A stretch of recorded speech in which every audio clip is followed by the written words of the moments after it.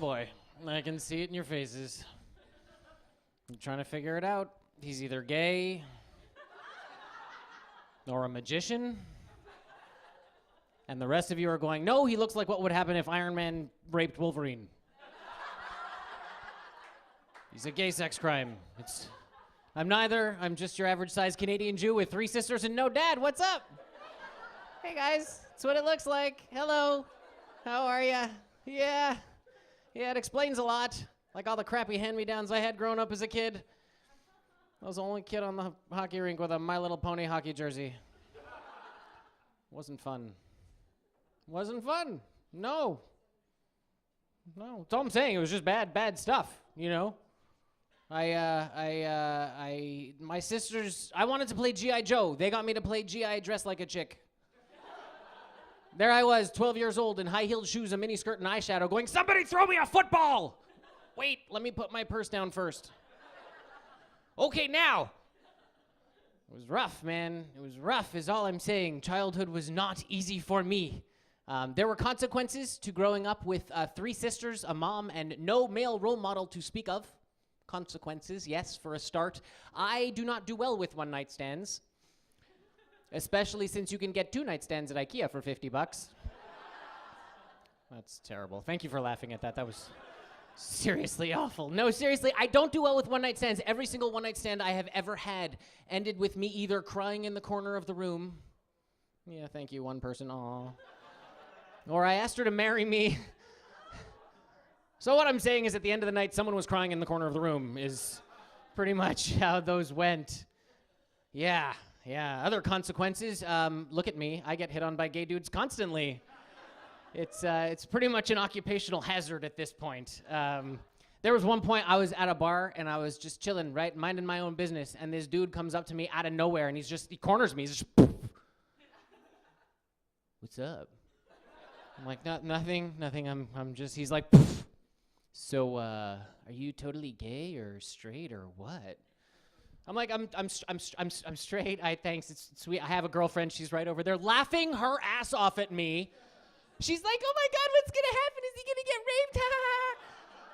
I'm like, help me, just help me. He's like, poof. Well, have you ever tried it? No, I've never tried it. No. What? Well, how do you know you're not gay if you've never tried it? Okay, whoa, dude. I have never put my hand in a blender and turned it on. But I know that is an experience I do not wish to have. Because it would hurt. That side of the room is with me. I will explain it to you guys for half a second. I am not gay, but I know that if I were, I would be the bottom. Now you're with me. Fantastic. Good. I'm glad you didn't choke on your fry there. It's better. It's good. Oh, man, rough. No, actually, the truth is I've been married to my wife now since June of 2010. Thank you. Oh, wonderful. Yes. So for those of you who are bad at math, that's 4 years, 9 months, 15 days, 11 hours, 37 minutes, and 38, 39. I'm not counting. No.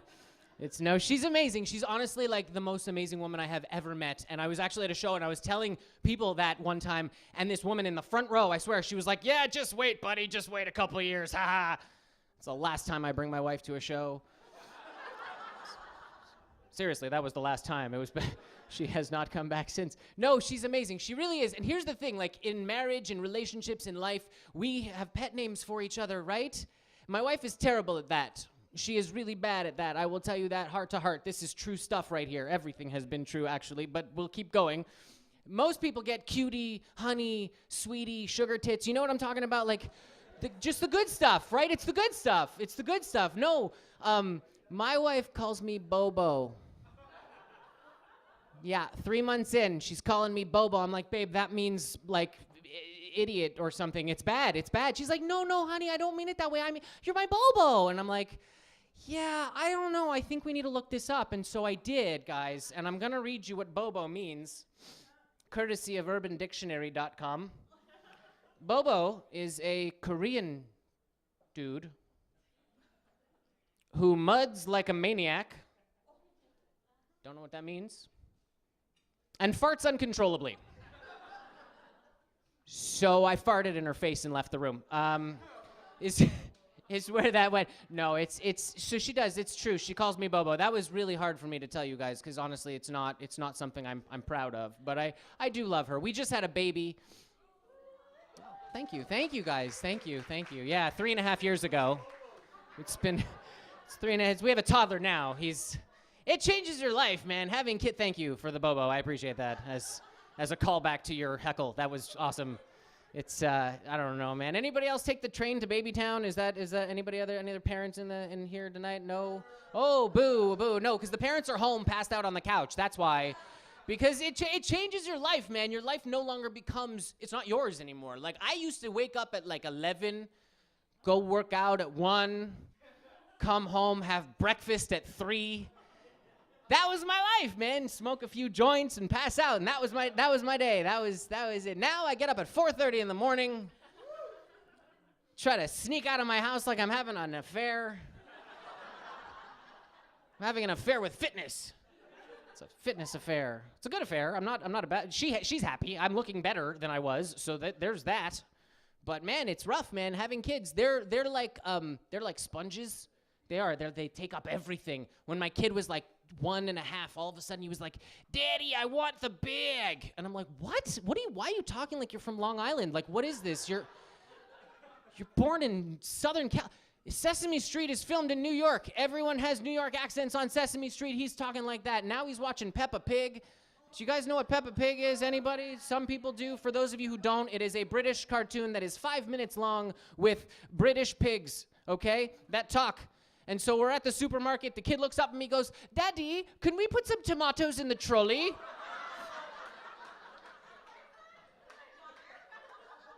I'm like, "Easy, Jeeves, okay? Chill out.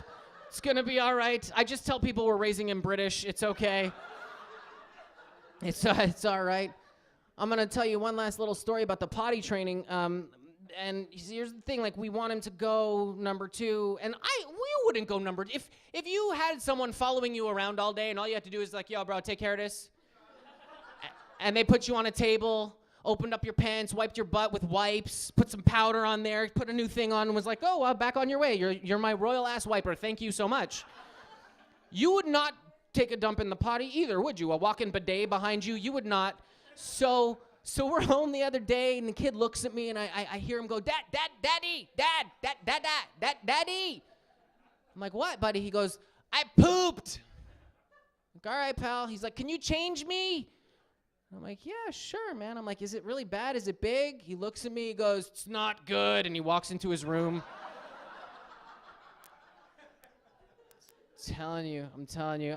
It's been really nice to be here, guys. I will say this. I came out here the last time, and I had a buddy who wanted to come, and I got him on the comp list, and he was all excited to come out, and right before the show started, I get a text message, and he's like, "Bro, I'm sorry, I couldn't make it, my friend flaked, this and that, blah, blah, blah." He's like, "Thank you so much for getting me on the list. I hope it wasn't too much trouble getting me off the list." I'm like, "Bro, it's not Schindler's List. Like, nothing's gonna happen if you don't show up to the show. Like, could you imagine, like, if you say you're coming somewhere and the next thing you know, as you're sending the message, the knock on... Hello? Yeah, you should have come to the show. People would come to shows, guys. Go to comedy shows. Thank you so much. I'm Adam Kruger. Have a great evening.